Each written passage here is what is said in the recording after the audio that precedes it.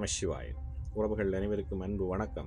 எல்லோரும் நலமாக இருக்கிற நினைக்கின்றேன். எல்லோரும் நலமாக இருக்க வேண்டும் என்று எல்லாம் வல்ல இறைவனை பிரார்த்தித்தவனாக வளமை கொண்டு ஒவ்வொரு குரலை காணொலி வடிவிலே பதிவிட்டு வருகிறேன். அந்த வகையில் இன்று நாங்கள் காண்க இருக்கின்ற குரல் 1330 குரலிலே 310வது குரலாக அமையிருக்கின்றது. உண்மையிலேயே நல்ல ஒரு குரலாகவும் அமையிருக்கின்றது. இதுக்கு அமையப்பெற்றிருக்கின்ற 3 உரைகளும் நல்ல உரைகளாக அமையப்பெற்றிருக்கின்றது. எங்களுடைய வாழ்க்கைக்கு முக்கியமான ஒரு குரலாக அமையும் என்று நினைக்கின்றேன். குரலை காண்போமாக இருந்தால், இறந்தார் இறந்தார் அணையர் சினத்தை துறந்தார் துறந்தார் துணை.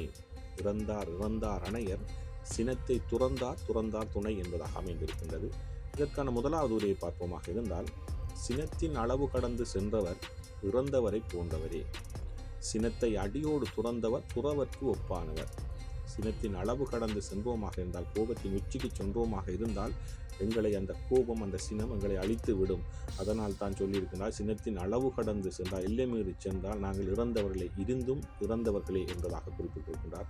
அதே போன்று சினத்தை நாங்கள் அடியோடு அடக்குவோமாக இருந்தால், எவ்வளவு பிரச்சனைகள் வந்தாலும் கோபத்தை எங்களுடைய கட்டுப்பாட்டுக்குள்ளே கோபம் அடக்குவர்களாக பொறுமைசாலிகளாக இருப்போமாக இருந்தால், ஒரு துறவியை போன்று அவருக்கு ஒப்பானவர்களாக, துறவி எவ்வளவு சாந்தமாக இருப்பாரோ, எப்படி அமைதியாக இருப்பாரோ, அதே போன்று எங்களுடைய வாழ்க்கையும்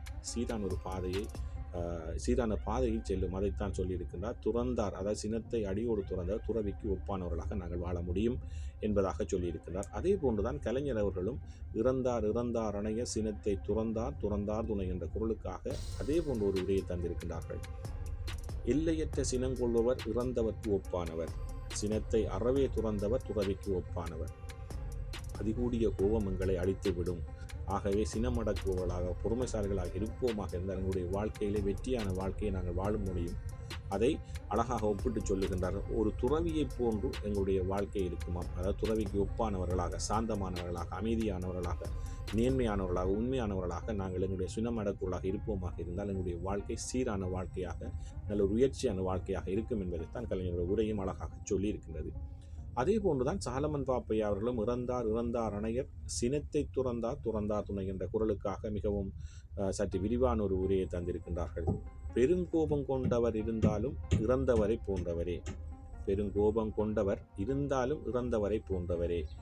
கோபத்தை விட்டுவிட்டவர், அதாவது கோபத்தை விட்டுவிட்டவர் இறக்க வேண்டியவரே என்றாலும் சாவை தவித்து கொண்டு தவித்தவர் போன்றவராக அழகான ஒரு உரையாக அமைந்திருக்கின்றது. அதாவது அதிகூடிய கோபம் இருக்குமாக இருந்தால் நாங்கள் இருந்தும் இறந்தவர்களைப் போல் தான் வாழ்வோம். என்றால் அந்த கோபம் எங்களை அழித்துவிடும் என்பதை அழகாக சொல்லியிருக்கின்றார். ஆனால் கோபத்தை விட்டுவிட்டவர் இறக்க வேண்டியவர் என்றாலும் சாவை தவித்தவர் போன்றவரே. ஒரு கோபத்தை விட்டு சாந்தமாக நேர்மையான அழகான ஒரு வாழ்க்கையை எல்லாம் பொறுமைசாலிகளாக வாழ்பவர்கள் சாவு நெருங்கினாலும் அதை வென்றவர் போல் நிம்மதியாக வாழ்வார்களாம். அப்படியான ஒரு வாழ்க்கை எங்களுக்கு கோபத்தை விட்டோமாக இருந்தால் நிம்மதியான வாழ்க்கை, சாவை கூட வெல்லக்கூடிய வாழ்க்கையாக அந்த வாழ்க்கை அமையும் என்பதாக சாலமன் பாப்பையினுடைய உரை அமைந்திருக்கின்றது. உண்மையிலே இன்றைய குரல் எங்களுக்கு அழகாக ஒன்றை சொல்லியிருக்கின்றது. பொறுமை போகை வர காக்கும் என்பார்கள்.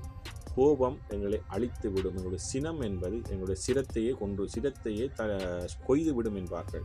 அவ்வாறான ஒரு குரலாக இந்த குரல் அழகாக அமைந்திருக்கின்றது. நாங்கள் கோபத்தை அடக்குவர்களாக, சினம் அடக்குவர்களாக வாழ்வோமாக இருந்தால் நாங்களும் ஒரு துறவியை போன்ற ஒரு நிம்மதியான வாழ்க்கையை, நேர்மையான வாழ்க்கை, உண்மையான வாழ்க்கை, உயர்ச்சியான வாழ்க்கையை வாழ முடியும்.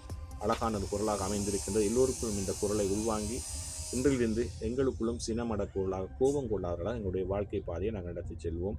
இறந்தார் அணையர் சினத்தை துறந்தார் துணை. அழகான குரல். ஓம் நம சிவாய. நன்றி, வணக்கம். அடுத்த குரலை சந்திக்கலாம்.